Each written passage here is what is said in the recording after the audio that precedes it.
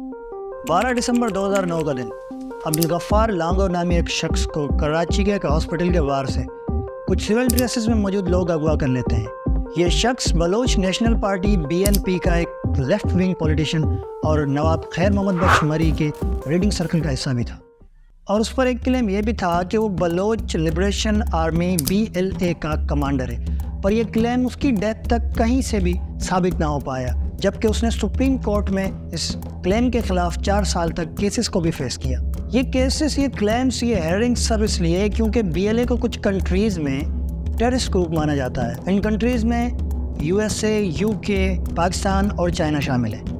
BLA की खुद की आइडियोलॉजी बलोच नेशनलिज्म, सेपरेटिज्म है। ये लोग बलोचिस्तान को पाकिस्तान से जुदा करने के मोटिव रखते हैं। ये शख्स Abdul Ghaffar Langove female human right activist Mahrang Baloch का फादर था।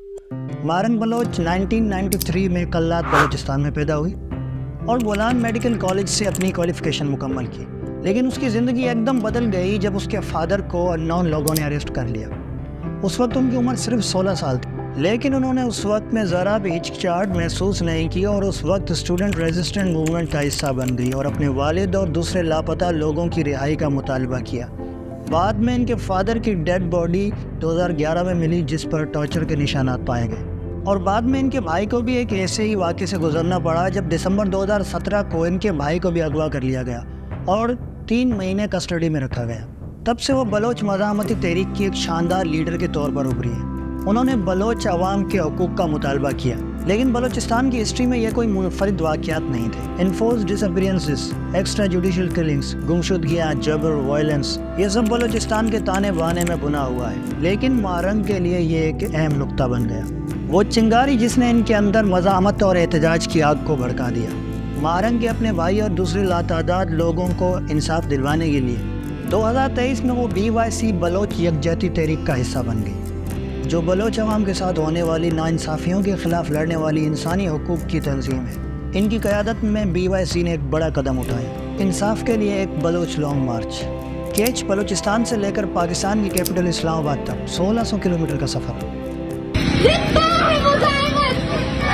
ये है जगह हमारा, ये औरतें आई हैं यहाँ बलूचिस्तान से, ठीक है ना? Pakistan, hundreds of Baloch protesters marched towards Islamabad against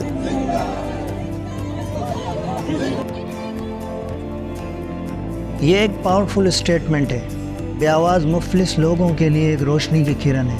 हज़ारों माएँ जो अपने गमज़दा चेहरे लेकर मारंग के साथ आज बैठी हैं, जो अपनी बेटों के साथ एक अरसे से नहीं मिली, वो बेटियां जो अपने बापों को ढूंढ रही हैं, नस्लों के मसाइब का बोझ उठाने वाली औरतें, इंसानी हकूक़ की खिलाफ वर्जी के ख़ात्मे के लिए इन सब की ज़ुबानें आज एक हो गई हैं। दोस्तों, बात सिर्फ बलूचिस्तान की नहीं बल्कि इंसानियत की है। और कितनी लड़कियां मारंग बनेंगी, कितनी माएँ बेघर होंगी, कितने बच्चे सड़कों पर बैठेंगे और कितनी बेटियां अपने बापों को तरसेंगी। दोस्तों, आप हमें कमेंट में अपनी राय से ज़रूर आगाह कीजिएगा कि इस प्रोटेस्ट को पीसफुली हल करने के लिए सरकार को क्या इक़दामात लेने चाहिए। तब तक के लिए आप अपना ख्याल रखें। अल्लाह हाफ़िज़।